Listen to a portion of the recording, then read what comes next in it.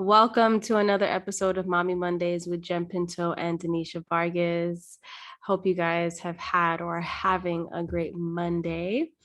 We got a great topic today. We're going to be talking about our birth stories, which I'm really excited about because we both have two different experiences, but both very, very profound and very, very interesting.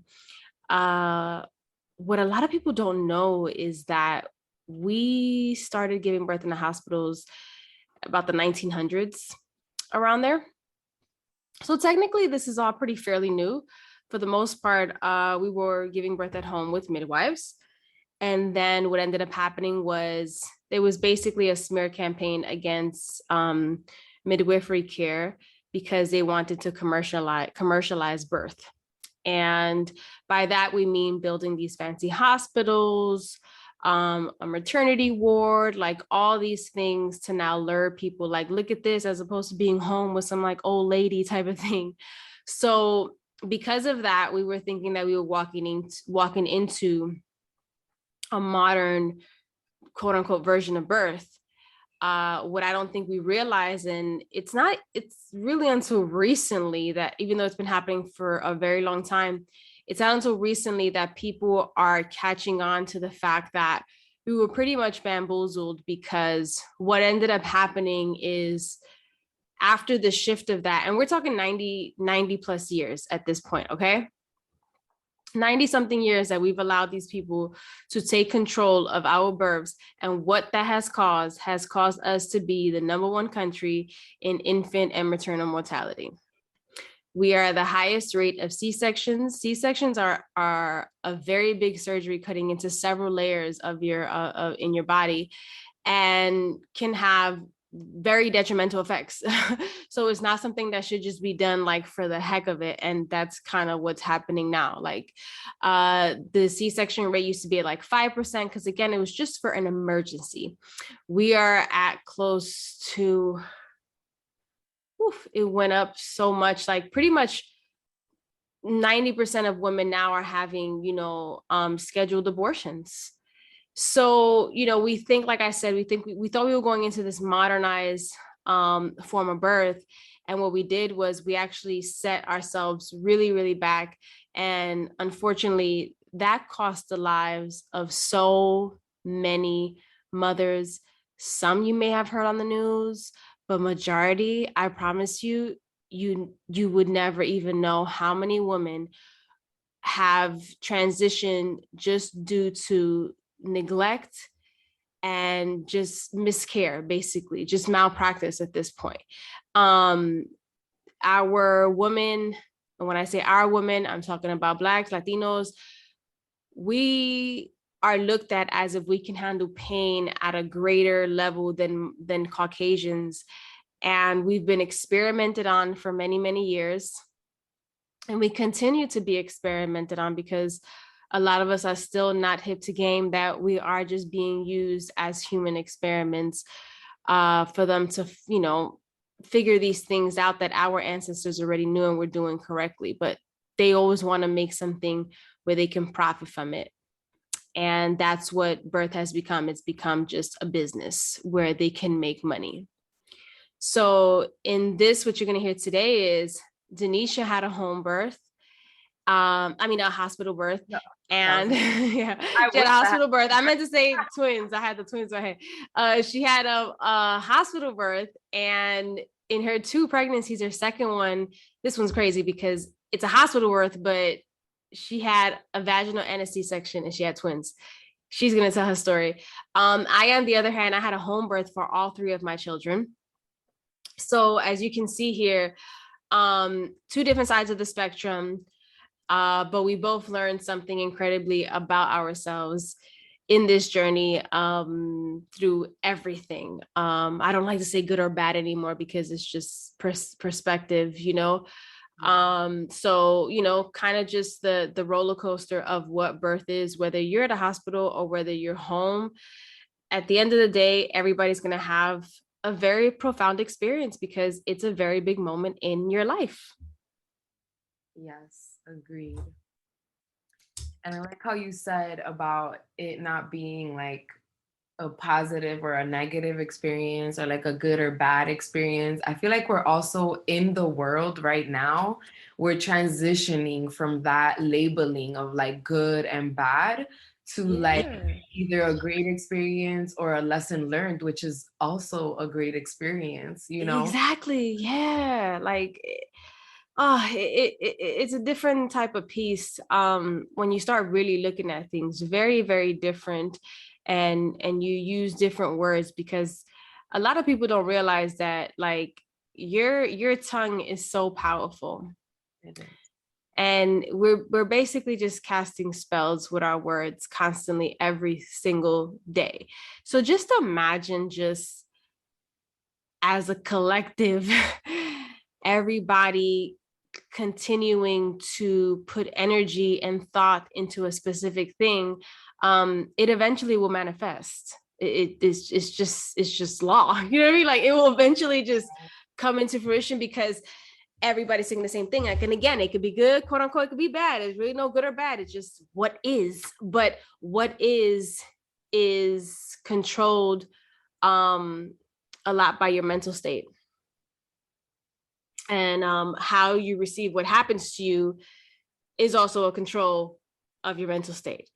So what I love here is that in the end, regardless of how we birth, we were able to walk into one of the most powerful journeys that has elevated us as a human, as a woman, as a mother, as a wife, as everything, because we were able to just take that experience for what it was, not good or bad, just for what it was, and really download it correctly.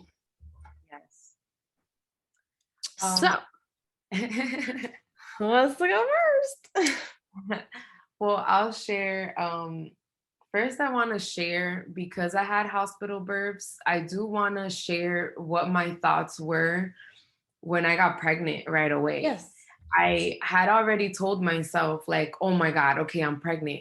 Once getting through the reality of being pregnant and not being like married, like that was, something that was kind of scary, because I didn't know what he wanted. I didn't know what I wanted, but I actually did know what I wanted.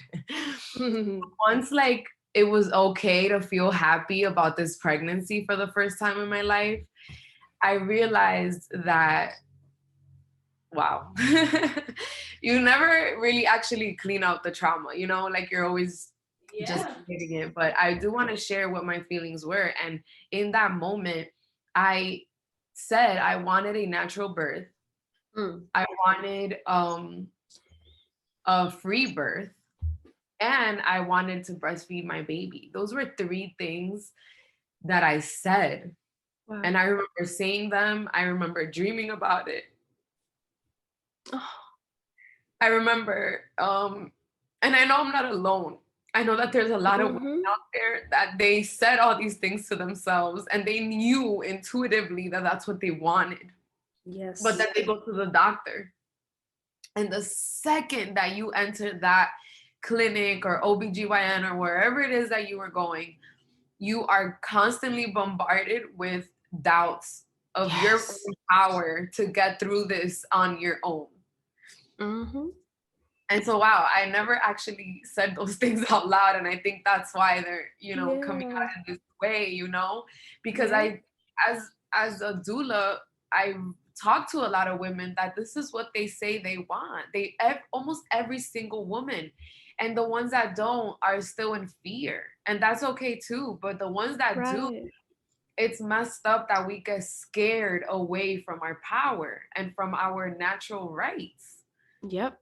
We Yep. get shifted, like our mindset, even though, okay, we say, oh, I want a natural birth, but let it be in a hospital just in case something happens. Like that's what we start saying to justify the fact that we're being indoctrinated into believing the opposite of what we initially thought and what was our intuition.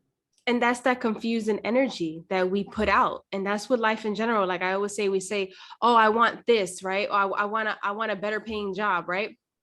And then while we're saying that, we're also saying damn, I still don't have enough money for this. I still don't have enough money for that. So now we're adding doubt and fear into the equation that it doesn't exist only by us. Exactly.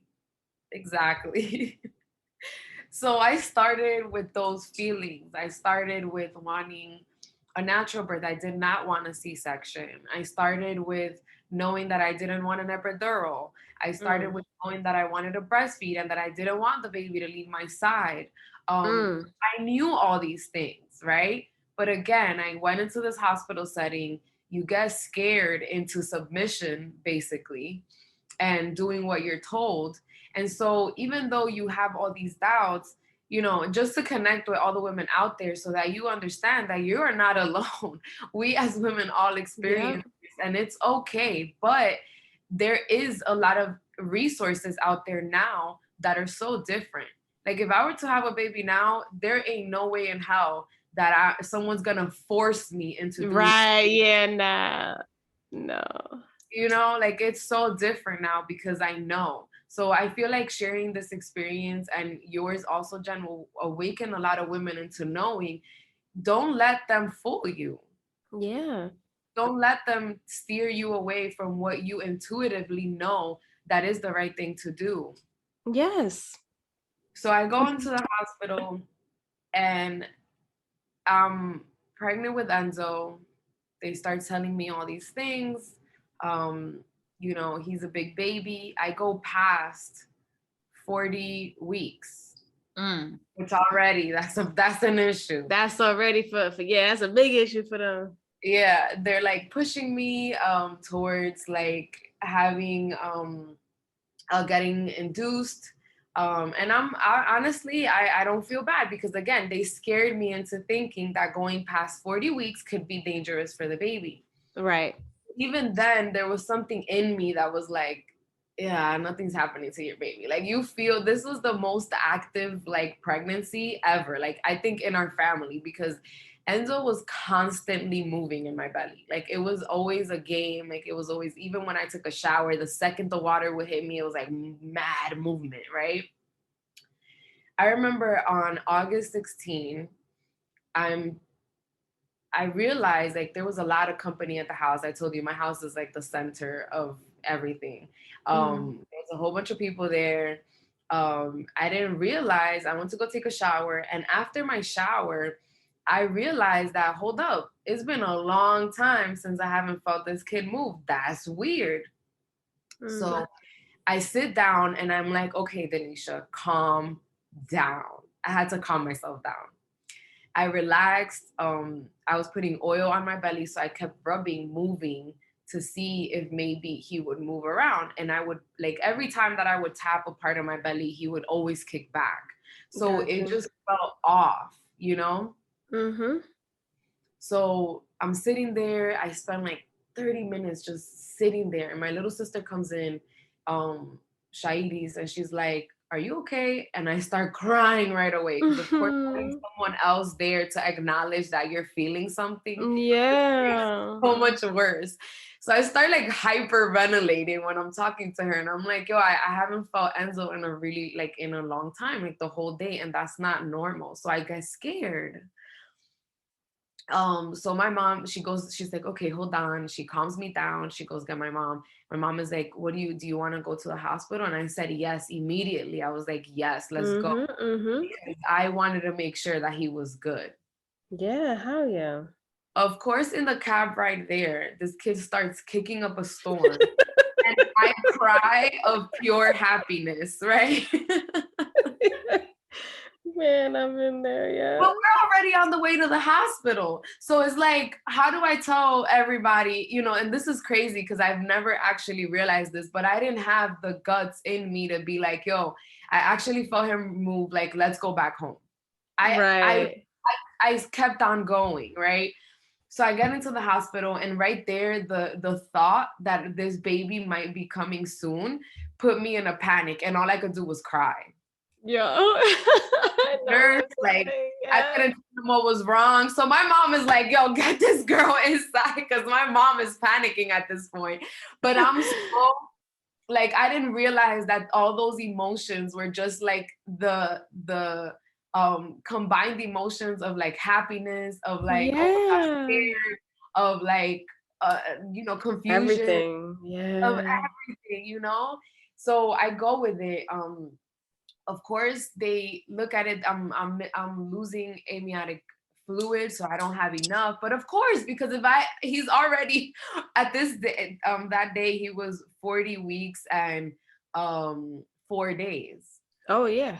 So of course, my body's already prepping. I had been drinking ginger tea the whole time, doing walks around the block to get my Yeah. body started, and I have been doing that for like 2 weeks already. Yeah. So in the moment where I thought my body was failing me and like it wasn't starting, now that I know about this, I know that was an indicator that my body was already prepping for this. Like I would start to Yep. amniotic fluid, then my mucus plug would, like all these things, but I didn't know that, of course, at the moment. Yeah. They keep me in a room literally overnight, so I didn't sleep because I was worried and I didn't know what was going on. So they kept me a whole day, and then the next day they take me to a room. So I had already spent literally without any purpose the whole night in the hospital awake for absolutely no reason, because then Wow. they decided to take me upstairs and induce me, which I now realize I could have waited. Right. They take me upstairs, I get induced. My body's just not, which now again I realized that my body was not responding well to the drugs. um they were giving me pitocin and my body was just not doing it, so they Mm. inserted this balloon inside, which if anybody knows, most moms know now, it's this little balloon, I forgot the term for it, that they insert, and that will open, like it'll push open your cervix at least 3 centimeters, and then once it's 3 centimeters or more, it'll fall out. Oh shit. They had to put that thing inside of me 2 times Oh because my it would gosh. fall out, but it wasn't even inflated. And now that I realize, they push it into your cervix, so it's extremely painful. And at this time, you don't have any like medical drugs, or like they haven't given you anything. Wow. So that was one of the most painful things. And an intern inserted that into me. Wow. And that, like,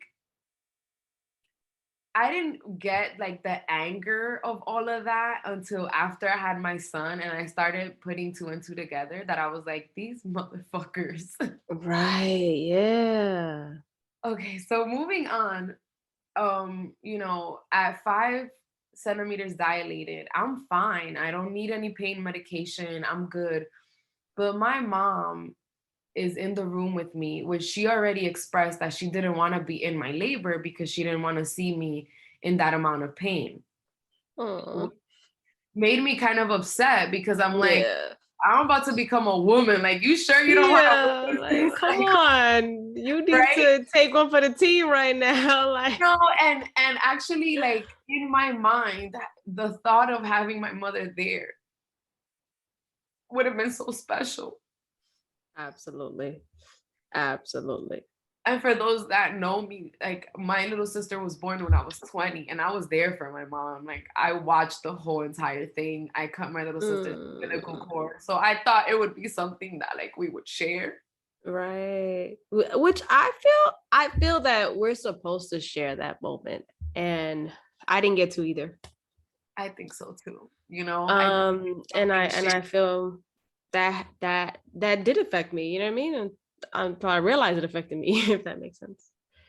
Yeah, exactly. I think of people that like have like women that have their babies, or like fathers, and that their parents are not alive, and that makes me want to cry. So it kind of makes Yeah. that my mom is alive and decided to Yes. be there, like, and I don't know if it's such a deep love that seeing me in that position would be too much for her. So I respected it. But I feel like in those moments, that's where I would need the most, like, yo, you can do it. Do you think From maybe she someone has her that own did it. trauma Huh? from it? Do you think she has her own trauma from it? I think that Like my just mom's birth mom, without even knowing? well, maybe. Also, my mom's mom passed away when my mom was 9. Oh So wow. I think it's hard for her to be a present mom because she never really fully had the experience, you know? Yeah. That's what I believe with my mom, which Yeah. mom, I love you so much. And I'm just Yeah. recognizing patterns, you know? That's it. Yep. That's all it is. That's exactly what it is. Patterns. Yeah, so that made me really sad. And but she was there for the beginning of it.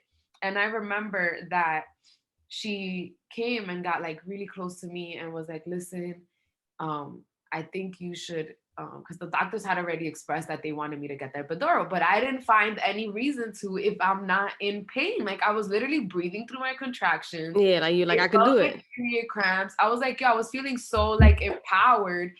And then everyone's like, listen, you're gonna get exhausted. You're not giving birth today. You haven't slept since yesterday.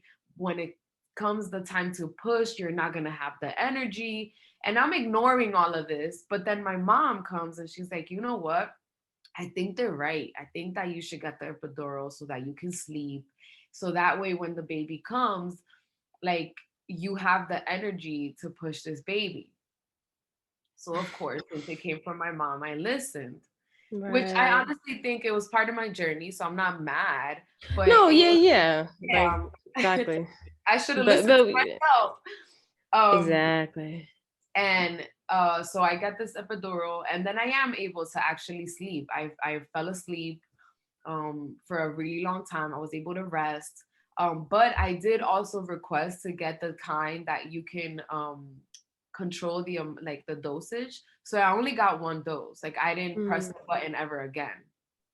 I was also really curious to the amount of pain that this was gonna be. I was really curious to that. And Mm. um I'm known for having really high tolerance for pain. So I kind of it was like a like kind of like my brain was like, yo, try it out. Like test it. See how far you can go. Right. Um but anyways, I was there. Finally they decided to break my water again. Like all these things Coño. kind of yeah, all these things that I kind of would have said no to, but because I was feeling not that I was feeling, but I was told that, you know, these people are the professionals, they're the Yeah. experts. You Yep. kind of want to listen, even though you want to be rebellious at times. It's not just rebellious for myself, because I could go to the doctor and say, no, I don't want those medications. But now when it comes to my child, am I Exactly. making the right decision? You know, they kind of brainwash you in that sense where you don't even know if you're making the right decision or not. So because you're Yeah. confused, you're like, all right, these people went to school, these people study, these people help people, women birth their babies all the time. So, you know, whatever. Yep. It comes time to push. The doctor is asking if I want another dose. I say no. So I'm starting to feel the little bit of pain.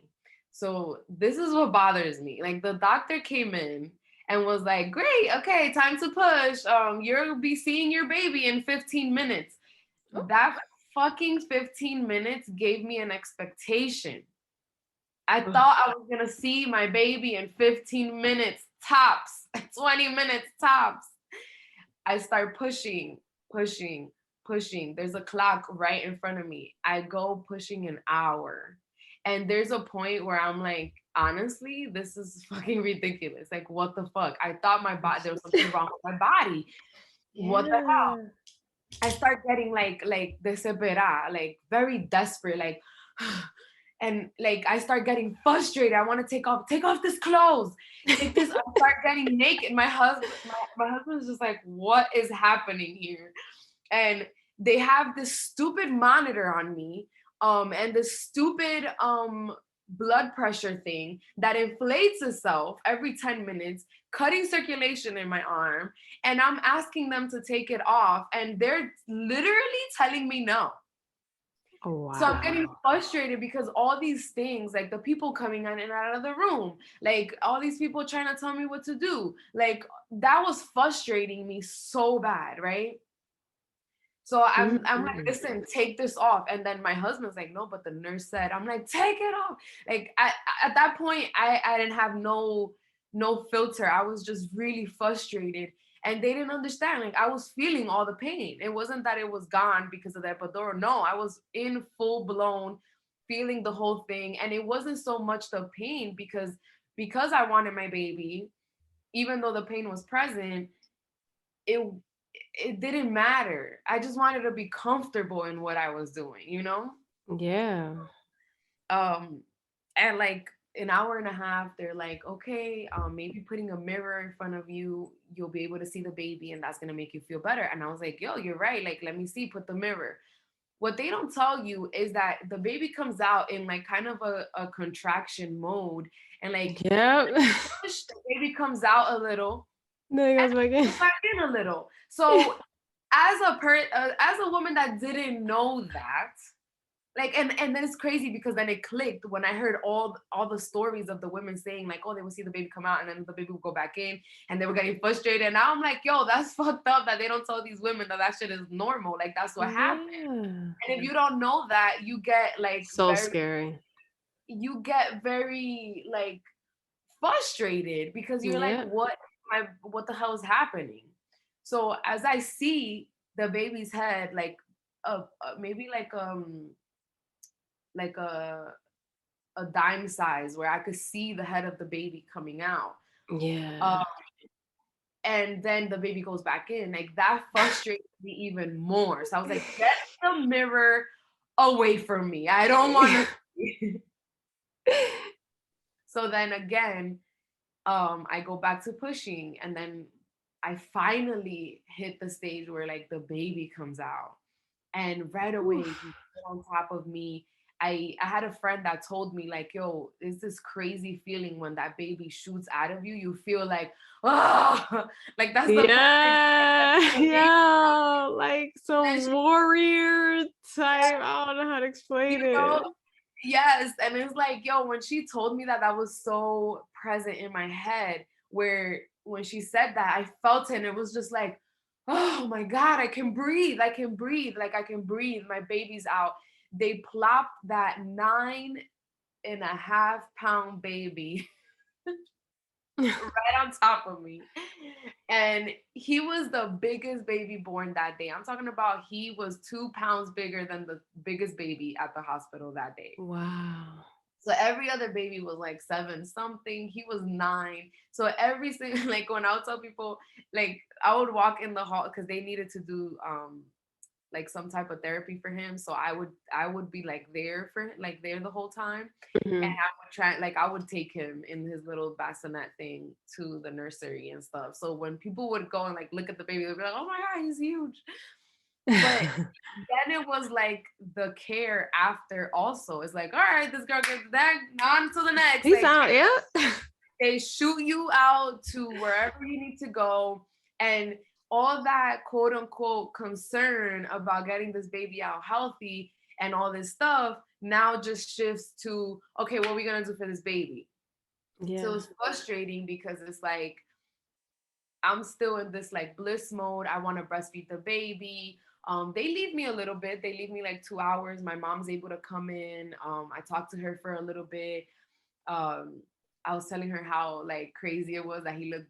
I'm like, he looks just like me. It's so crazy. I thought he was like a mommy, you know, and that was nice. But then I got put into a room where someone else was in the room also, so we had to share a room. This is a Ugh. very high um like a high trafficking hospital. There's a lot of interns. That's like one of, you Mm. know what I'm saying. So because it's that type of hospital, they don't, they're not gonna give you any extra room or anything like that. So I had shared the room Right. with another girl that had a C-section, and it was horrible to even witness her because she was all alone. Like nobody Wow. was there with her. And so I had people coming in and out literally all the time. My room was full. Right. And so that was my experience with my first birth. And yes, I felt the ring of fire. I felt baby came out. Um, it's so funny because when he came out, then one of the first things I asked my sister, which was so dumb, but I was like, "Did I poop?" She was like, "Who cares?" that is like, I think one of all the like mom's fears. Like, please don't let me shit on myself. Yeah, but Like, like just honestly, please don't have me nobody, be that mom. yeah, but nobody notices. And I'm gonna tell you right now, 75% to 80% of moms definitely poop. Definitely do. Yeah, yeah. It's crazy. It's crazy. Like Yeah. I that don't we know even if you feel the way we wanna, feel about that. yeah. I don't know if you want to share your one of your births, or do you want me to continue on to the twin birth? No, yeah, yeah. Talk about the tumor. Let's talk about the tumor. All right. So with the twins coming in, I again, I wanted because okay, with Enzo I had a natural birth, and then so I did get an epidural, so that was one thing that was knocked off my list. But then I breastfed, so I was very happy and proud of myself because I pushed myself very hard. So then with the twins, I kind of already knew that because it was twins, I knew I was gonna have to go right back into the hospital setting. Like I knew there was no way that I was gonna get out of. And again, this is just the mentality like of what I was At the telling. time, yeah. Yeah. Because what I know now is that I could have done whatever the fuck I wanted from the beginning with every birth. Yep. No matter what kind of birth it was. So for any women listening out there, don't take my story as like, oh, this is what it is. No, that was my mentality then, and now I understand that even if I were to have twins again, it will be happening at home unless there is some dire emergency, which is possible. Exactly. I wanted a natural birth with my twins so bad that this was the first time that I really felt like, wow, these people really don't listen. They really don't care about Yeah. what you say or anything because I went about everything like pushing, pushing, pushing, trying to have these babies natural. I had to get out of like certain doctors that I was talking to because it was like they really didn't care. They were really prepping me for surgery from the time they found out that it was twins. Damn. And I didn't realize that, but my intuition knew and my intuition was still pushing. And then after like I learned about all this stuff, I realized that the whole time they're prepping you for surgery. So honestly, that's why they don't let you eat. They don't let you Yeah. eat anything while you're in labor, even though that can help you energy wise. Yep. They don't Yep. let you eat because they are prepping you for surgery. Mm. Mm-mm-mm. You should let that sink in for a moment because once I found that out, Seriously. I was so mad because there were times where I was so thirsty, like thirsty, Yeah. and they How do wouldn't you let get me drink thirsty? water. They wouldn't let me drink water. And that's Wow. crazy. Like that's like going to jail. Yeah. That to me was like heartbreaking when I go back to that memory of like, yo, I just want some water, and they just want to Yeah. ice chips. Like you know the desperation of you giving someone ice chips and they're so thirsty. Like it's very frustrating, you know. And I feel like whatever, it's very frustrating. So first I didn't find out that the twins were twins until I was like 24, 26 weeks around there Oh wow. because that's how much I didn't want to go to the doctor. Like I found Mm. out I was pregnant and I was just home. Like I'm not going to the doctor literally until I don't have another choice. Like I'm pushing this through. So when I finally was like, okay, I'm getting a little bit far along, this belly's getting really big compared to my first pregnancy because yeah, Enzo's belly was really big. I'm telling you, people will stop me in the street with Enzo's pregnancy and ask me if I was having twins. So Shit. it's like twins were never something I thought about ever in my life. I never thought Wow. about twins ever. I would hear a bunch of people say, "Oh, I wish I had twins." Those words never came through my thought process or out of my mouth. So when I go to this, it's just like I start like, okay, I need to get ready. Um, let me just go get an ultrasound. Another thing that I would never do again unless it was an emergency. But I had to get it. I was asked to get an ultrasound, like an anatomy scan. So it was just to make sure the baby was good. And of Yeah. course, they put these feelings in you that your baby might have like some type of issue, Mhm. have some type of like body part missing or something. Like it's just what they make you think. So of course I'm like, let me go check. It just so happens that I went to the wrong hospital the day that it was. So I ended up super late to my appointment.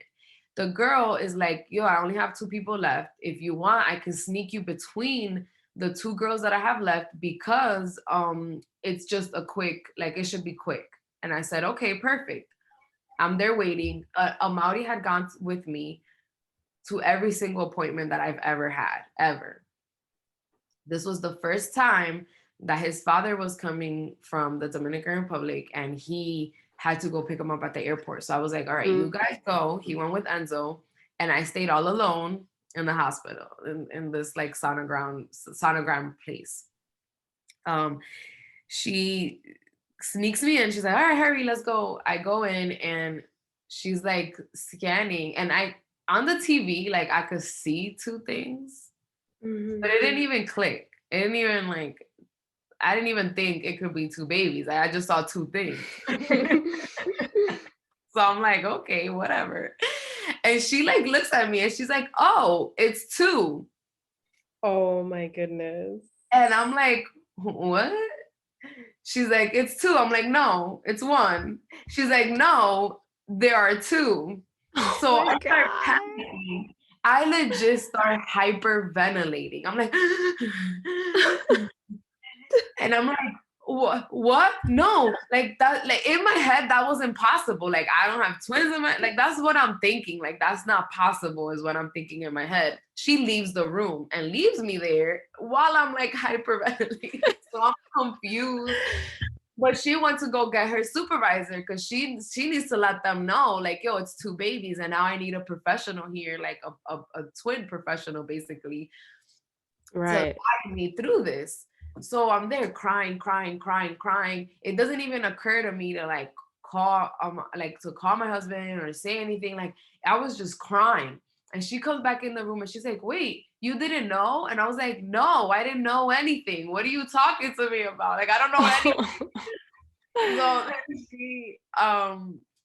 she calls the professional in so that the professional can explain more to me while I'm hyperventilating. And she's trying to do this scan and I'm crying so much and I can't even keep my stomach still. So she's put like the babies, like she can't tell which babies what. So it was like a whole thing, right? I pick up my phone to finally like let my husband know. And I FaceTime him and my phone dies. oh shit. So I sit there with this news for like 2 hours because this scan was so long. Like they needed to check both the babies. Yeah. So this professional is telling me like the type of twins that I have. And for anybody out there, they're called monodi twins. So they're twins, but they share the placenta, but they have like a sac that kind of separates them. So they're together, but they're not together, if that makes sense. Honestly, she told me all of that, and I still, the day I gave birth, didn't recognize the information she gave me because I was still trying to process the fact that I had twins. Yeah, that's crazy. Yeah, it was wild. And of course, by the time I got home, I was like, yo, I'm having twins. I was ready to celebrate. But like it took me all that time to kind of process and realize like what had happened. So then I kind of mentally prepared myself because I was like, okay, how do I go about having these twins natural? Because the first thing they were talking to me about was a C-section. Yep. The very first appointment, and that was like pissing me off. Like going to appointments, I was getting ready for war. It was so annoying. And so they start, of course, all these things, whatever. They start telling me I need to get induced by a certain time, which I'm so mad because I know they could have lasted longer in there. Like, I know they would have grown a little bit more. They would have been full size. Like, I know all these things now. And it frustrates me because I know I knew them then also, but I was going against my gut. Right. And so I go into labor. I'm in my house and I have been feeling contractions all day. I was already told by that day, which I didn't know you can cancel these appointments or like move them. I didn't know any of that. So they told me this is the day that we're going to induce you. you need to come in if the babies don't come naturally by then. Mm. So that day I was like, all right, I guess I'm going.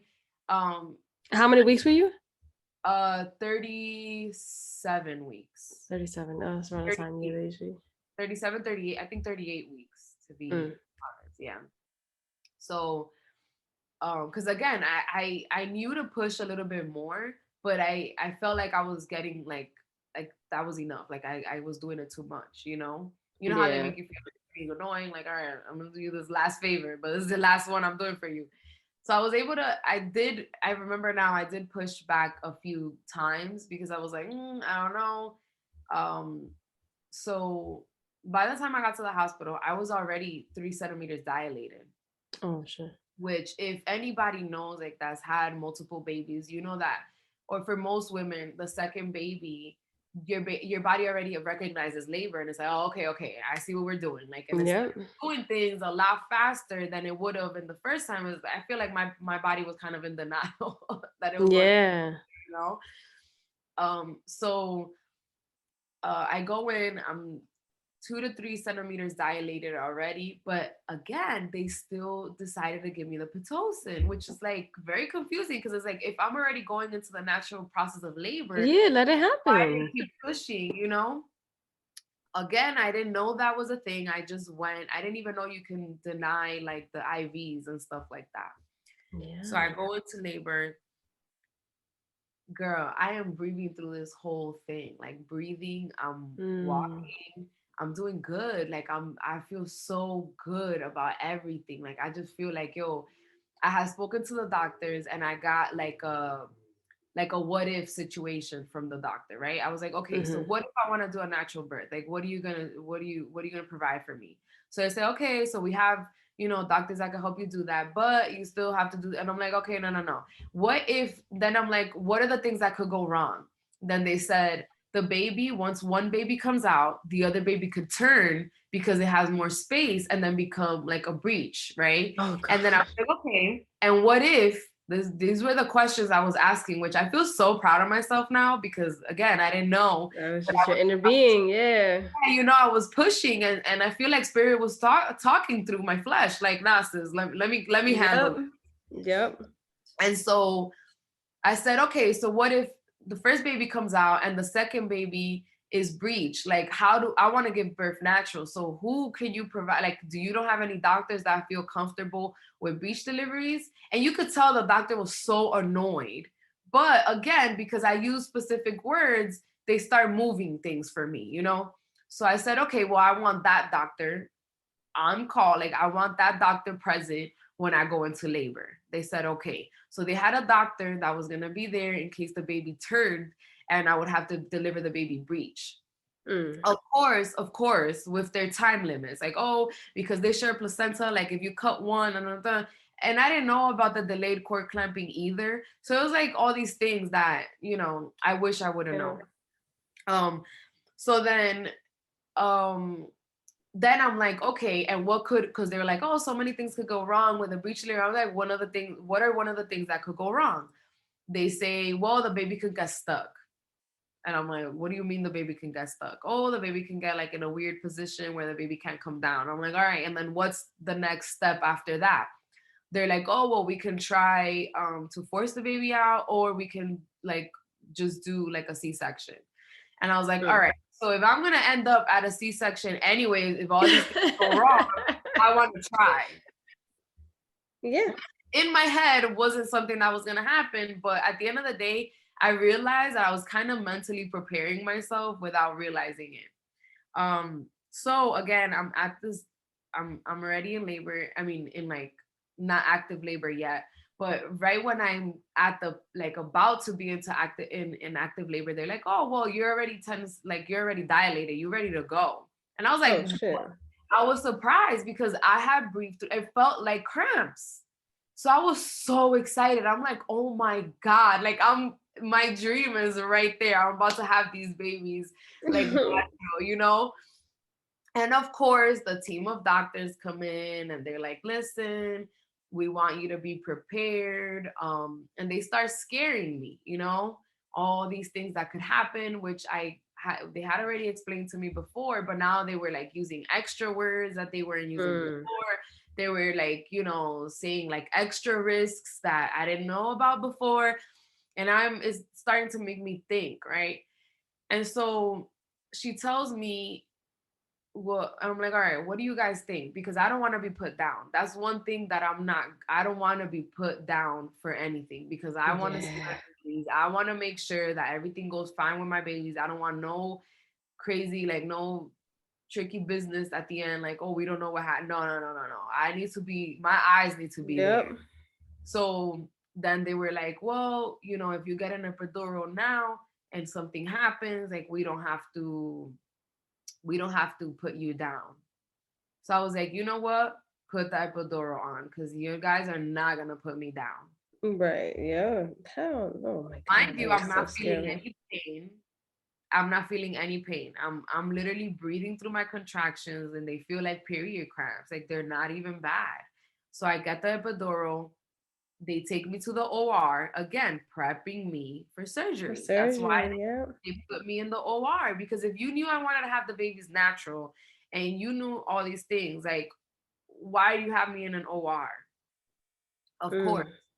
Oh, and I didn't mention, like, 15 minutes, no, I don't know how long, maybe like an hour before I'm in active labor, they come in to tell me that the shift was done of the doctor that I had requested. Oh my God, I Delivery. hate. Oh. So that's why I feel like, wow. So y'all told me that, and then you told me to get the epidural. Like this, I feel like it was a plan. So not at the moment. At the moment, I was just trying to get through what I needed to get through. But when I Yeah. later, I'm like, these little motherfuckers be playing us. So they told me that. I'm like, all right, whatever. I pushed the first baby out, Mila. In less than 5 minutes of being in that room, I pushed her out. Of course, I don't feel anything because I'm numb.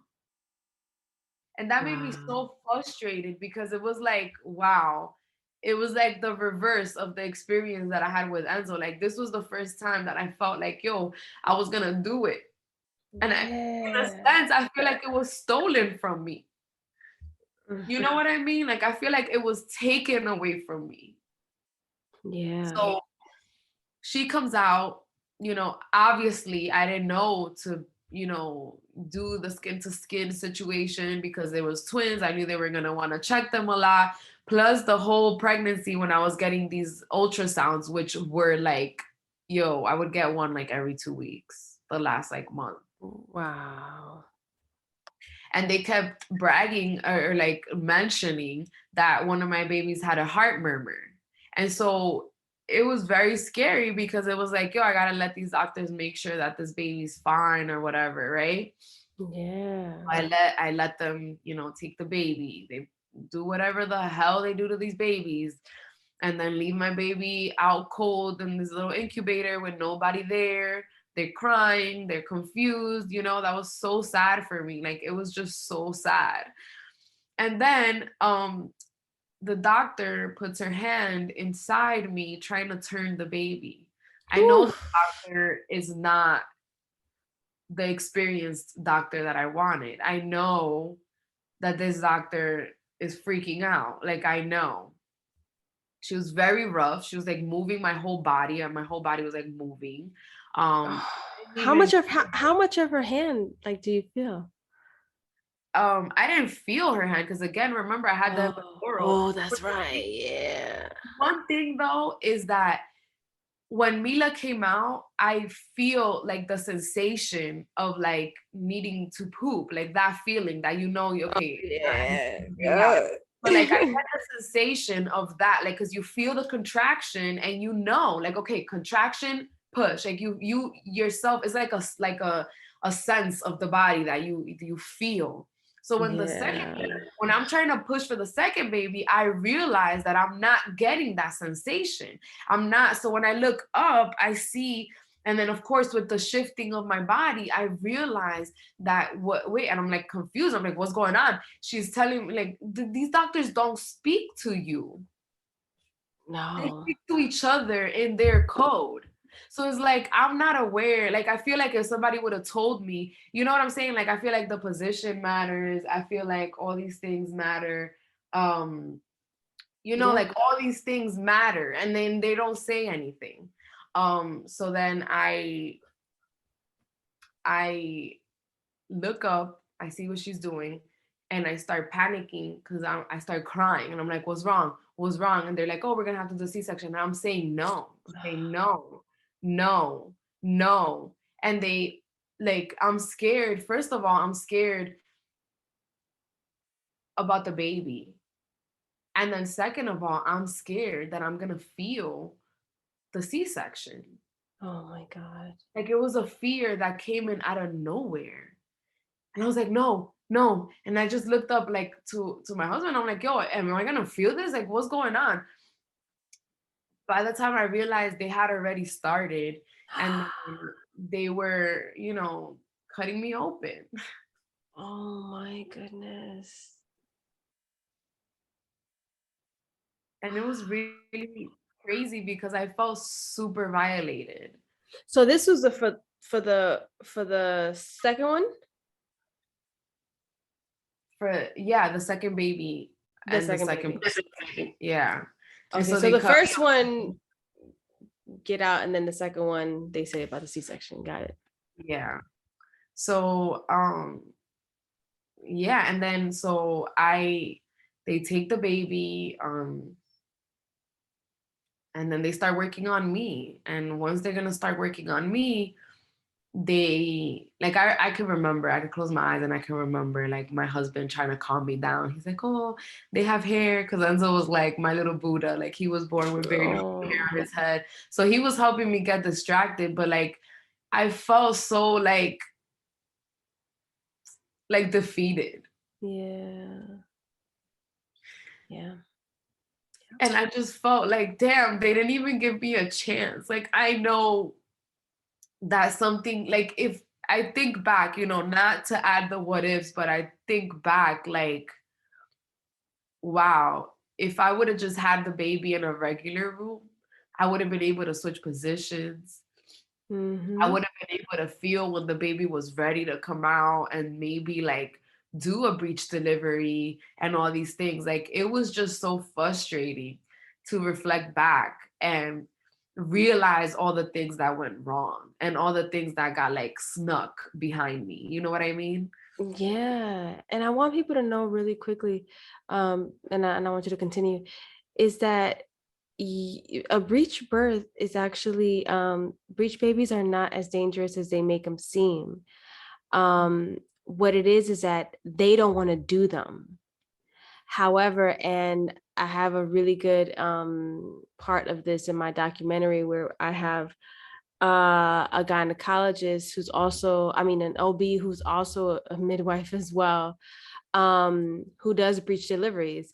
And he, talks about it in the documentary that I'm doing, where that's actually like one of the specialties of obstetricians, being able, like C-sections and all these things, because they're supposed to step in a case of an emergency, but they create emergencies that are not emergencies. And that's the problem. It's like, yes, we know that things can happen. Yes, we know things can go wrong, but the truth of the matter is that 90% of women do not have an emergency. And because their skill is in surgical practice, when it comes to obstetrician, not in natural birth, they're not trained in natural birth when it comes to their education. They are trained in what can possibly go wrong. So that is their Mhm. mental state in that the whole entire time. So somebody hears breech deliveries and they don't understand that there's a way to have a safe breech delivery. It's just that these obstetricians don't want to do that. So now they put this fear in everyone that you can't have breech deliveries. And even I think now certain states, like, they'll ban midwives from doing breech deliveries, like home birth and things like that. And I think, I don't know if it was in here in California. I don't know, because he does the breech births at home, but only certain, like, you have to have an obstetrician there in order to have a breech birth. So since he's an obstetrician and a midwife, he's able to do it. Like, that's kind of the thing. But continue. Yes. So, um, again, then after, of course, they tell Marty to get out. They tell him to go wait in the waiting area. And he was the only person allowed in there with me. So like my sister was there the whole time, just patiently waiting. She wanted to be part of the birth experience, but she was there for my son. So it was very nice to have like, another woman in there with me. Yeah. So but for the twin birth, that wasn't like, it was just one person because of course it's in an OR. Um, Yeah. and the babies come out, everything's okay with the babies so far. They tell him to go, and I'm thinking, okay, maybe 30 minutes, they'll be done with me, and then we'll be able to all go to the room. But I realized like the whole time that they're working on me, I'm not really focused on what they're doing. I just started realizing that my babies were alone, that they didn't have anybody there to like welcome them into the world. Mm. Huge lamp on top of them that's super bright.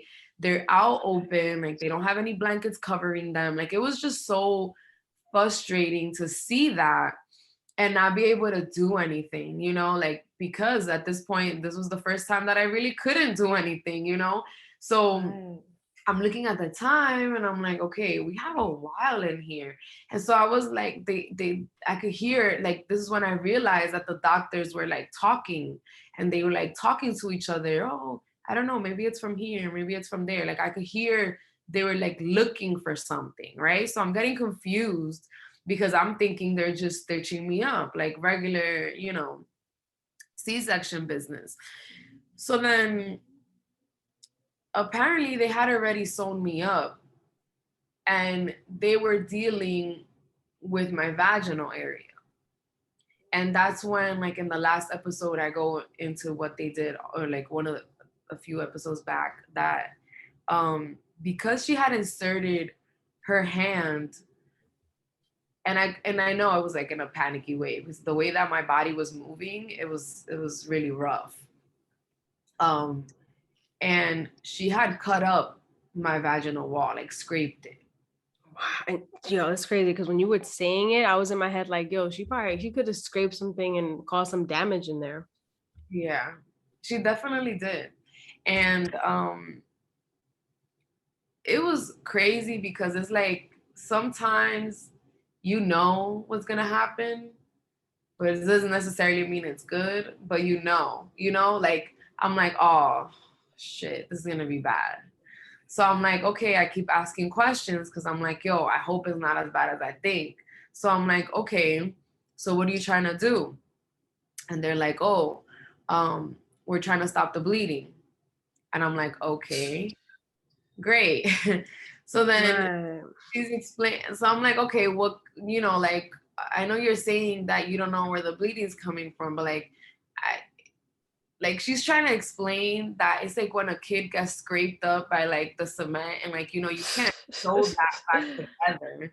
Like you can't sew it to stop the bleeding. The only thing that can stop the bleeding is pressure. So when she said, oh, what do you do, when a kid gets cut? In my head, I'm like, oh, okay, apply pressure. What the fuck does that mean? Like, what are you about to do to me? And I just had this like sunken feeling like something, was about to go wrong. Mm. And so, that's the moment that I took and I was like, listen, the babies are alone. There's two hands that is able to hold them. They're not supposed to be like that. Somebody's supposed to be with them, talking to them, loving up on them. Can you please send my daughters over to my husband, please? They did that for me. Right. So I'm like, okay, now that I know that they're okay, I can focus on like what the hell these people are doing to me. Right. I, start asking a little bit more questions, and I'm like, this is really crazy. Because I was like, I know, like, what are you gonna put in me to stop the bleeding? So she's Right. like, oh, we're just gonna have to like, she used some medical term there. And I'm just like, oh, so stuff me? You're gonna stuff me? Oh, And then I could tell that she wasn't like, she was super surprised that I used that word. But I'm like, that's what you're that's what you're gonna do. Yeah. turkey. Like, what else? Like, I feel like such a carcass right now. It's incredible. Like, I can't believe, Like, and I'm pretty sure that there's women out there that's had it worse. You know what I'm saying? So I was just like in awe because I couldn't believe the type of like they test on us. Like I'm pretty sure that that doctor had never scraped up another woman's wall before. You know what I'm saying? So it's like I Mm-hmm. felt so like, oh, these like a test subject, you know? Yeah. So she stuffs me with gauze. Oh my goodness. And I don't know if anybody out there has ever felt gauze. It's not Mm-mm. smooth and it's No. not soft at all. Oh my And goodness. if I tell you the amount of gauze that went into, they packed me. That's what they packed me. Sure.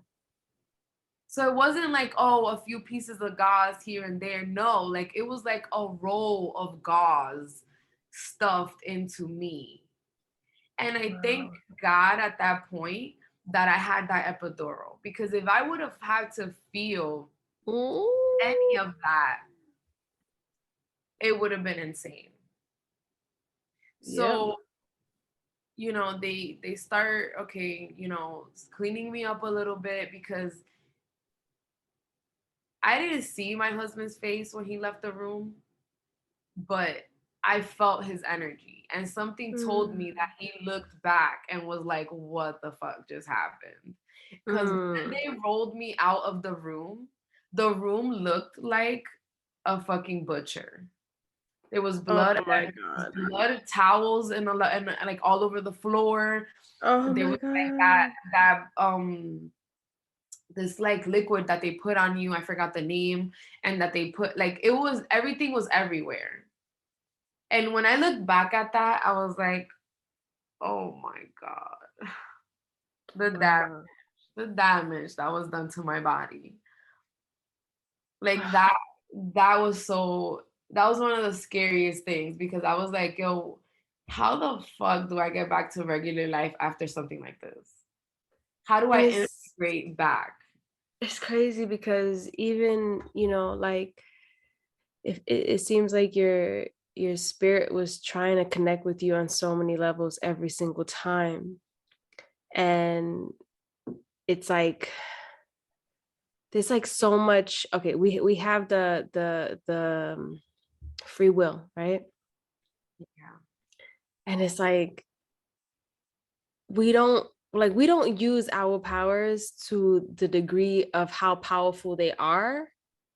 And that's because of these are layers of indoctrination that you can't just get rid of in 1 second.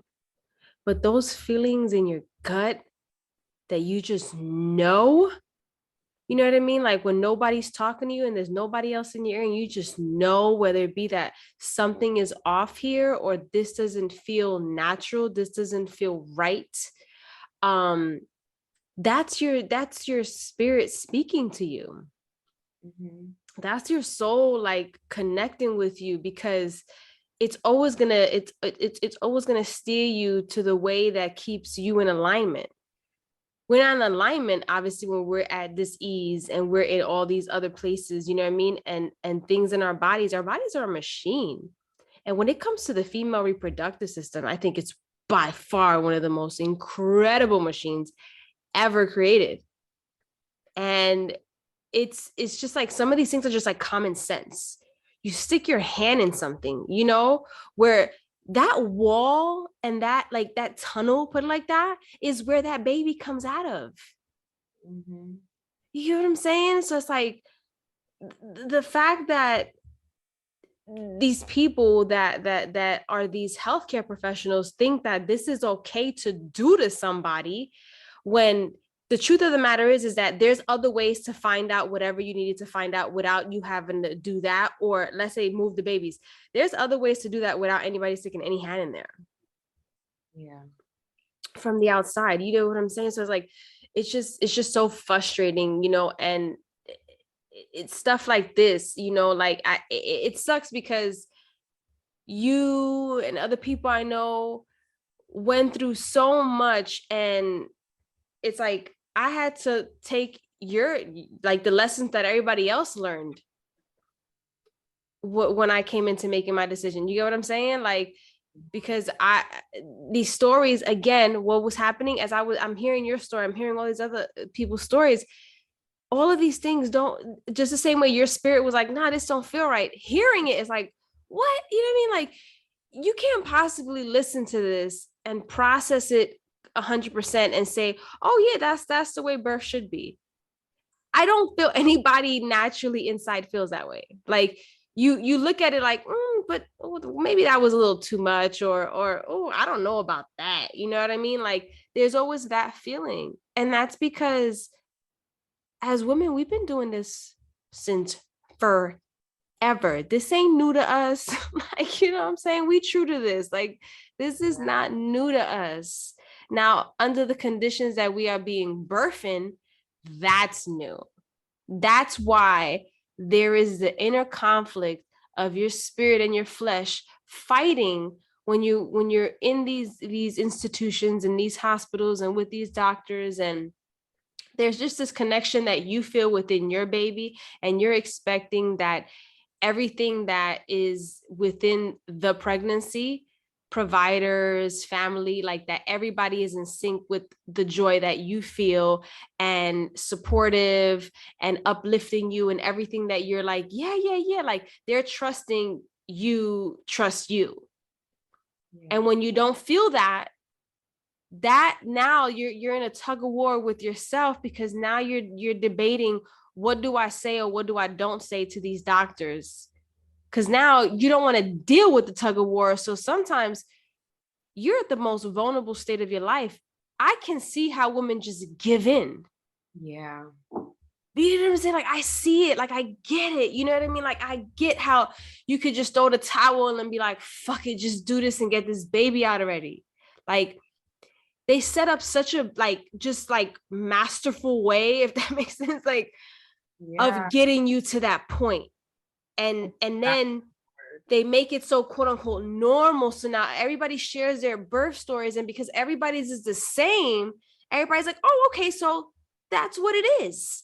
Until you start doing your homework and you're like, wait a minute. So what I felt was right because this wasn't done before. Not this way. Yeah. And if I tell you what happened after, Oh my God. I was so mad. I was so mad, but I was in like peace mode because I just had my You babies had your and babies, yeah. I love them. Like, okay, what I gotta do for them now? I declined all drugs. Mm. I declined everything. I was like, what is that? No. Because I was pissed. I was like, yo, I don't trust you guys. Like, you just mutilated me in there and you violated me. And now you want me to just accept all these things that you're giving me? Yo, I took like a Motrin to go to bed. That's what I would take. Wow. And I was denying all types of drugs. So the next day, um, was it the next day? Yeah, they moved me to a room, and then I was still, I was like in such a like happy thing with like my babies and everything that I didn't even remember that I was packed down there. It Oh my wasn't until I God. started getting this huge pain. I felt worse than giving birth. I was like, mínimo me va a salir otro niño. That's what I thought. Like, I Oh was my God. I was having these like sharp pains. Like, it was just, I didn't moan throughout none of my labor contractions. Like, that's how smooth they felt and how natural they were, that I was just breathing. And when this pain came in with this room full of visitors, I was moaning in pain. That Almighty was like, what is happening? And I'm like, I pulled him over to me and I was like, you need to get everybody out of this room right now.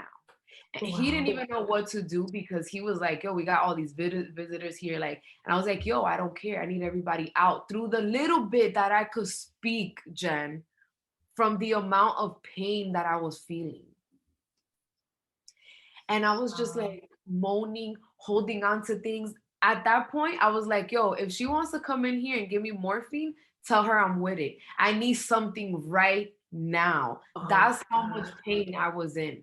She came, gave me morphine, and I was still in pain. Oh shit. And I was like, yo, call the doctor. Call the doctor. Something is wrong with me, and I need somebody to check me right now. You know what it was? The pressure of me being packed and not having been able to pee yet. The combination of those two things were basically like killing me inside. So the doctor comes to get this gauze out of me. And when I tell you that my husband's mouth dropped when he saw the amount of gauze that they Oh took my out of goodness. me, not only that, Jen, the feeling of the gauze being pulled out of your vaginal canal, that area that is so sensitive, I wanted to burn the hospital down. Oh my God. I screamed, like I didn't scream because I'm not trying to, that's another thing. You're not trying to be extra.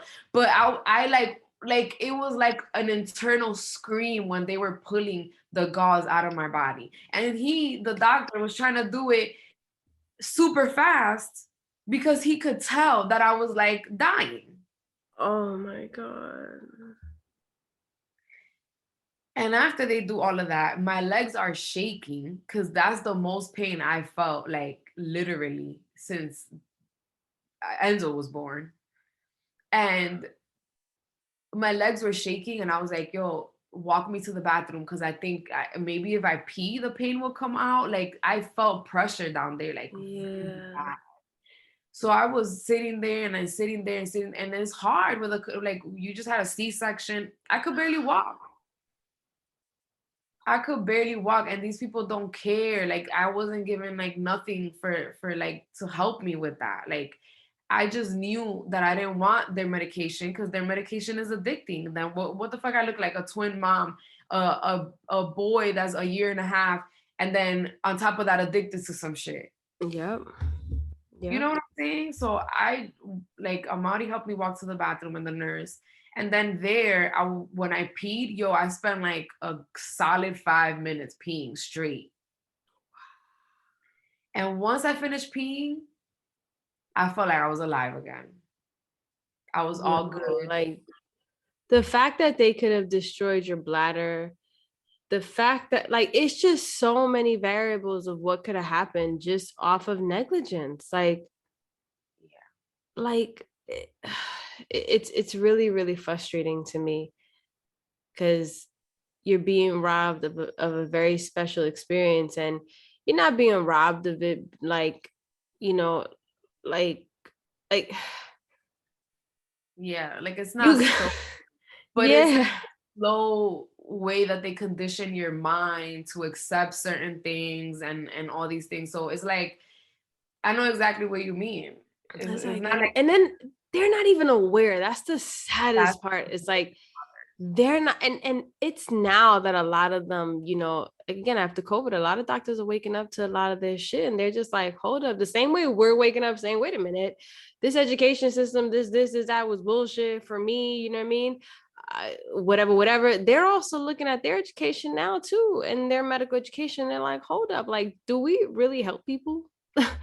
You know what I mean? Like majority of what are you doing, you know what I mean, outside of being like a brain surgeon, those people that do those, high profile, like, surgeries and things like that in these emergencies and stuff. But for them to unconsciously create emergencies just to stay in business is really really sad. And here's the truth: you're not going to walk up in there and change this entire system and break down these hospitals. It's Listen, it's not that it could never happen, but as of right now, the power lies in you gaining the knowledge and then making a conscious decisions on how you want to birth and how you want to share this experience. When you go to buy a car, when you go to buy a house, when you go, and nobody just buys whatever, Mhm. right? they align all the perfect people to make sure that that comes, you know what I mean, the way it's supposed to come. It's the right place, right? They got the right real estate agent. They don't just hop in the first house. They keep looking for different houses. Like, we have to make sure that that's the way we respect materialistic things. We need to respect our births. Yeah. Okay, we need to respect these experiences and say, wait a minute, every single transaction or interaction with this pregnancy, with this birth, with this child, I want to be selective on who that is, where that is, because this is all about energy. Everything is about energy. And when you're drifted off slowly into this coma state, you know what I mean, like a walking, like, you know, like it's like you're in a coma, but you're awake, but you're asleep, you know. Yeah. So it's like, so because of that, you're not able, you know, like to, you know, you have to really say, you know what, they've been doing this for 90 something years, guys, we're talking about 90 something years. And it's now that people are like, oh, the Black infant mortality, we're 3-4 times likely to die, and everything is coming out now. But why is it taking 90 years? We got to stop being afraid of these white coats, these pharmaceutical companies, these hospitals, you know. And it's nothing against these doctors. I know doctors personally. I know a lot of them go into these professions with a very good heart and good intentions. However, they're sucked into, you know, a conditioning that keeps these businesses alive, and they continue to be profitable. They're taught to medicate you. They're never taught to heal you from anything. And it's like, all right, you can do that with whatever, but when you start doing that with birth, now people are dying because of it. And what people don't know either is that one of the top reasons that people die, like in this country, is from medical malpractice. Yeah. So, like, they're fucking killing you. The fucking statistics are there, and motherfuckers are still like subscribing to this shit 100%. They're Yeah. only necessary for certain things. Mhm. And it's not out of lack of money, because we are one of Mm-mm. the countries that puts the most money into that system. So it's like, don't even come and say, oh, it's because like the money. No, it's not the money. Because also there's a misconception. Like, we, especially Hispanic people, and I know this because I could speak firsthand, Hispanic, Latino, whatever. We think that because we birth in the hospital, it's free. It's not free. Like, they are charging every dime, and it is Every because of money. And it is because of money. And that's the sad part, that they're charging. And the reason they give you all these extra stuff and all these extra drugs and all these extra things that you don't need is because they are charging it up. It's not because of Yep. the love in their heart for you. No, they're charging No. up a bill that's going straight to your insurance that's getting paid. Yeah. Yeah. Like, listen, I'm telling you, I did the medical business. Everybody knows, like 20 something years. And there's a lot of money in there. I ain't gonna lie. You know what I mean? I made a lot of money in that shit. But you know, it, it's one of those things where it's like, yeah, I've seen how much money is in it, but I've also seen the corruption in it, you know. And I just don't want to be a part of any of these things, you know, to that degree. Um, aside from the fact that it's just a stressful fucking job. No matter, like, you could like offer whatever, it's one of those things I'm like, no, I'll never do that again, type of thing. You know what I mean? Like it's like I'm just over that world, that, you know, like, I just want to, you know, continue on my path of freedom. And I think that comes with also letting go of being a part of you know, that kind of whole industry. Like I said, regardless of money, like at some point, like, I do want to live within and respect myself to the point where I know that I'm capable of having any career I want, that I don't have to depend on that just for money. I don't want to depend on anything just for money. I want to be free in everything I'm doing, you know? And I think one of the biggest things that we need to be free in is our births. Like, how are we taking this so lightly? You know what I mean? Like And it's another really crazy thing is that as women, the reason we sometimes go into the hospital is to get numbed through the experience. yes. It's like So, we want to numb everything. Why? Like why? Like we're so quick to rush the present. yeah. But I do want to share something with women, and it's that, yeah, we can numb the experience of like the birthing process, but all the traumas that you get from the hospital of them not letting you eat or drink anything, from you getting checked in your room every certain amount of time, them inserting their fingers inside your cervix, which you can decline, is also Mhm. something that it brings trauma. Your baby gets trauma from the drugs that you put on yourself because you numbed yourself. What do you think happens to the baby? The baby gets numb. You cut the connection between the baby and your body. Like you are gonna have to undo all that trauma, and it's not the same as undoing the trauma of like, yo, I actually did it. Like, yeah, it was painful, but I don't even care. Like, there's certain thought processes that go from Yep. like when you did it to, and of course, like, I'm not trying to shame a hospital birth or like a C-section. It's not that in that sense. It's the empowerment behind it, and that a lot of these women know that that's not something that they want, but because of the quote unquote safety, we still go in there. But I'm letting you know right now, it's not about the safety, because every time that they insert their fingers in your cervix, that's a risk of infection, because you, Yep. that nobody does that. When you No. go and have a regular birth, nobody's sticking their fingers in you to check, because what does it matter?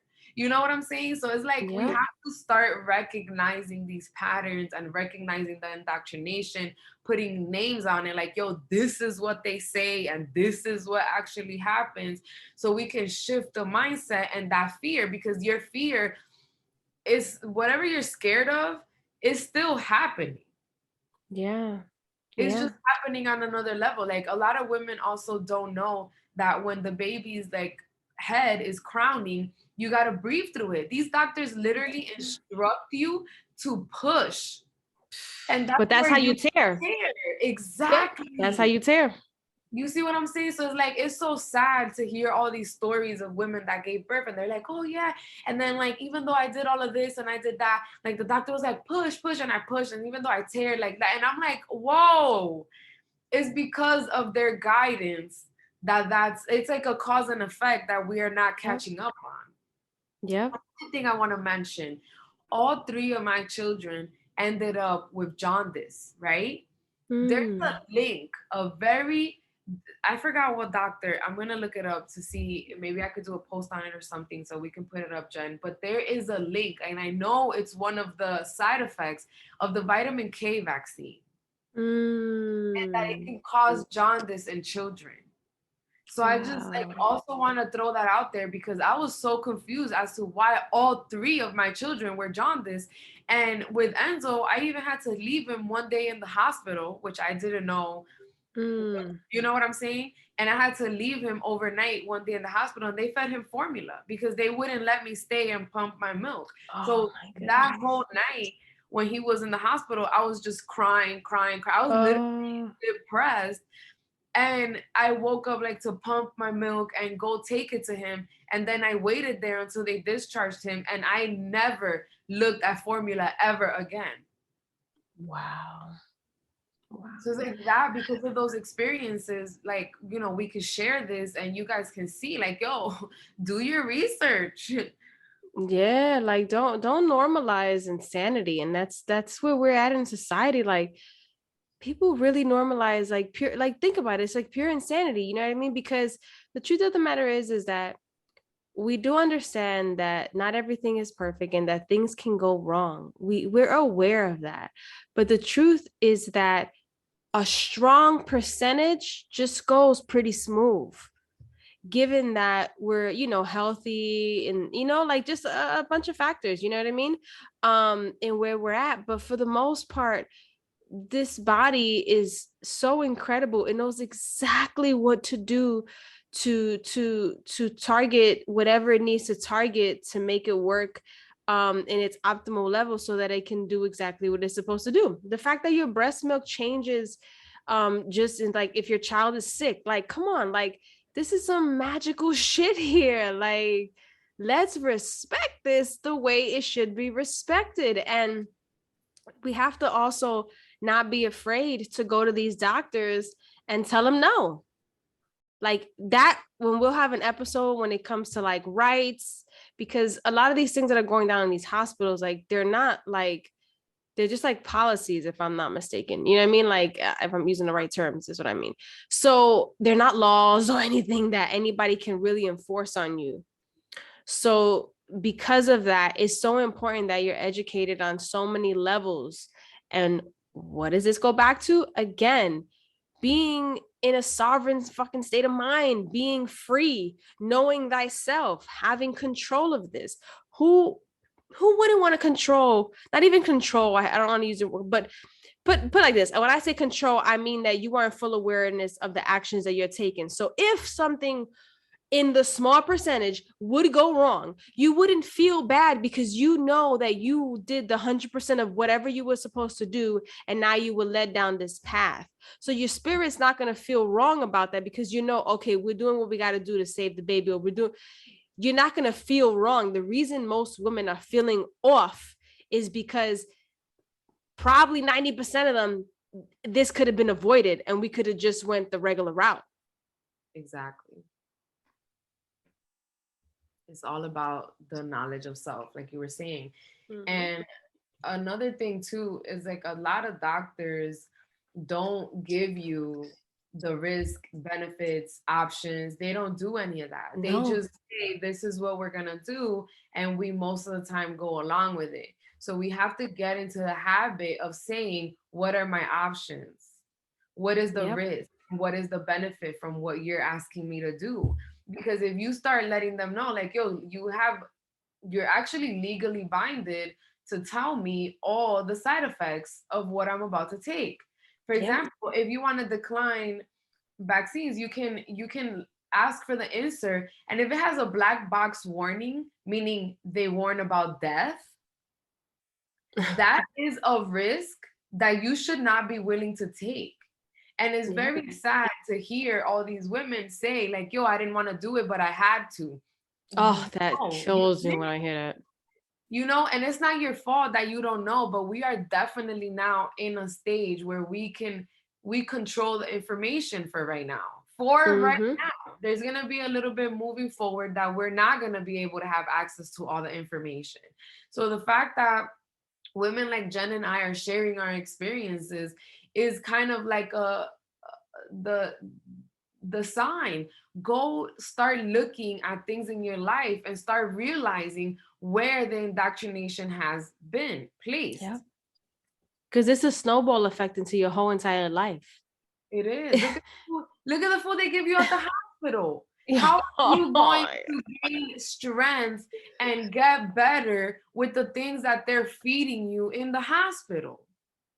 The place that they're supposed to be treating you, they're like, they're making you more sick while they get treating you.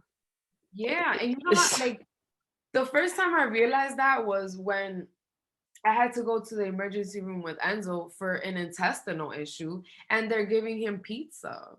Oh my goodness. And blue raspberry popsicle. Like I'm talking about the $2 you can get at the corner store. And I'm like, I don't even got the Pedialyte pops here. Like, at least right. They're better, but like you could at least think the correlation of like the hospital having a Pedialyte pop. Like, no. And then she comes in with Teddy Grahams and tells me that they're high in iron. And I'm like, no. Oh goodness. And you're the doctor? Come on. Like, no, sis. Take that back. Like, oh no. So you know, when you awaken. Yeah. What I do love though is that, and we're gonna have an episode where Denisha will share her journey. I mean her doula journey. But I love that. I feel like it was so fitting for you to become a doula. It's Yeah. like it was like one of those things I was like, you're calling. I don't know how to describe it, And I think it allows you, and you can, chat, let me know. But I think that allows you to heal from everything that you went through. Absolutely. It's been one of the best things for my healing journey from the traumas of my birth. Yeah, You I can know, see it. Yeah. it opened the whole portal of connecting back to my spirit where it was like, oh, now I Yes. understand what I was feeling. Now I understand why I felt certain energies and certain things that I was not okay with. Like I step by step, I've been able, and also sharing my experience, I've been able to heal. And again, through breath work, that was one of the things that helped me heal the most, and meditation. But it's so crazy because you go through life thinking like, it wasn't that bad, or like Yeah. it's not affecting me. And you don't realize that just gaining a little bit of knowledge puts things in such a deep perspective that you're able to fend for yourself in so many other different aspects of your life just because you know. Yeah. Absolutely. And one of the things that like pushed me to like go through, like you had sent me like the training that I took, like you had sent it to me like just out of I don't know what, but you were like, yo, I don't know, but look at this. Yeah. And something pushed me because I started to think I'm the oldest in both sides of my family, and it's just me and my other cousin, my cousin Kenelyn, who had babies first. She had her baby first, and then I had Enzo. Mm. And then after I went through the experience of the twins, she still didn't have her babies, right? So then she had her second son. And something clicked in me because I love her so much. And she helped me so much through my breastfeeding journey and just through motherhood, period, because she had given birth 3 months prior. So she shared her experience, and that helped me so much. Mm-hmm. And I just felt like such a sense of responsibility for my family that I Mm. was like, wow, I cannot allow these people to do the same thing to my family members. Like, I No cannot. way. So, Yeah. No even way. though you probably wouldn't be able to hire me right now as your doula, I help people with information every day. I'm answering questions from someone every day because that's what I needed in that moment. Like, yo, somebody to just talk to. Like, yo, this is what I feel about this. Like, what do you feel about it? Yeah. And just giving people that, because I'm not one-sided either. Like when you become a doula, your main thing is to advocate for whatever it Yeah. is that the person wants, whether the mind Yeah. is indoctrinated or not. Listen, girl, I'm here for you and what you want. So, Exactly. but I'm also here to provide information. Yes. I don't stop. I share all the truth. Like, I'm not here to just be like, oh, well, don't do this because the hospital is going to do that. No, I'm going to tell you, this is what I've learned. This is the experiences I've seen. This is the information I've seen. These are the charts. These are the clinical trials. This is the stuff. And I give you all that information because that opens your mind to a lot of Exactly. different things. Yep. So it's also kind Yep. of like a bittersweet journey because sometimes I do end up being like, okay, but guess what? Everybody has to reap what they sow. And if you still knew a bit of information and you still want to go with the other side, it's your journey and you have to learn. Yeah, that's You know? yeah, that's on you, you know what I mean? But no, the fact is that if you would do a poll and put a bunch of people, you would see that majority of them did not make a decision that they felt 100% sure of. Some way, somehow they're coerced into these decisions without you even knowing. Because if you ask them a bunch of questions, they wouldn't be able to give you answers to that because they never even asked those questions. So that means they weren't in a state of awareness. Yeah. So it's like most of us are making decisions unconsciously. We're making decisions unconsciously. We're not, we don't even know what the fuck we're doing. Yeah. You know what I'm saying? So it's like, that's how come we're allowing these people to move how they move. Because if we knew better, trust me, all of us would do better.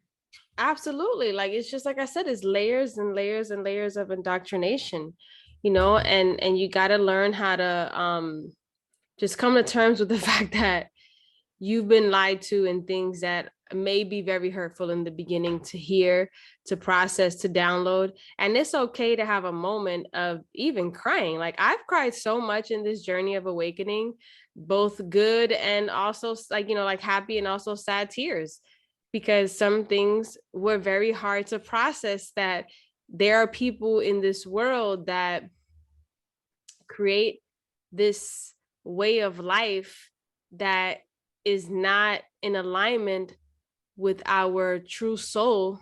And that's what causes us to be in such a big conflict with our flesh and our spirit in this realm. Hmm. And that's the crazy thing too, that a lot of women, they know, but they don't have any sign to let them know, like, yo, what I'm thinking is my right to think, like I'm correct. Because it doesn't matter, Exactly. it is your right to think what you think.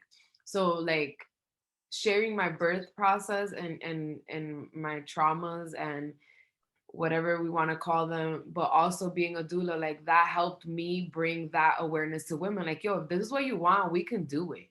It's kind of like just like, you know, like being just that person that reminds them of their power. And like you have power, you know what I mean? Period. Like just know that. Like Yeah. listen to that gut. Don't doubt yourself, you know what I mean? And ask questions when you feel like you need to. Don't be afraid to ask questions. Like I think that's um some like a role that's very important in a woman to have, and doulas provide that kind of support. I honestly feel glad that, of course, I want a dream birth and nobody wants to go through that experience, but I feel Yeah. like that, like God doesn't give weak battles to strong people. So I No. feel like even though I went through all that trauma, I'm meant to share the story and I'm meant to heal from it so that I can come back 1,000 times stronger. Absolutely. Thank you for sharing your story. Y'all stay tuned because part two, I'm gonna go into my home birth journey. But you know, I just appreciate you being so transparent with everything you went through, because it's not easy to have to, although it's therapeutic to talk about this, we also have to remember that we go back to like just a quick reliving of those moments. And sometimes we don't realize that, like you said, you didn't know you were going to react a certain way because we don't realize we didn't deal with certain parts of those moments in full. So when we start opening up that, you know, that part again and speaking about it, there can be some emotions that are going to come up that are going to be different than before. And that's dope, because what it is like, it's like desahogando, you know what I mean? Like you're letting more out, so you're healing more Yeah, as you dissolving. keep, yeah, exactly. So as you keep going, and that's, you know what I mean? Like if there's anything, I think all of us are in alignment with the fact that, I mean, in agreement with the fact that everybody's searching for healing, you know, everybody's searching for healing. And I think one of the places that we need to start when it comes to healing is definitely our birth and our birthrights. And with that, we're going to close tonight. And, you know, just stay tuned, part two, where I talk about my home birth and why I made the decision to have a home birth. Thank you for tuning in. Thank you, Denisha, for sharing your story. And thank you, everybody, for tapping in with us. And if you're on this healing journey, just stay the course. There's a light at the end of the tunnel, I promise. Y'all have a great Monday. Peace out.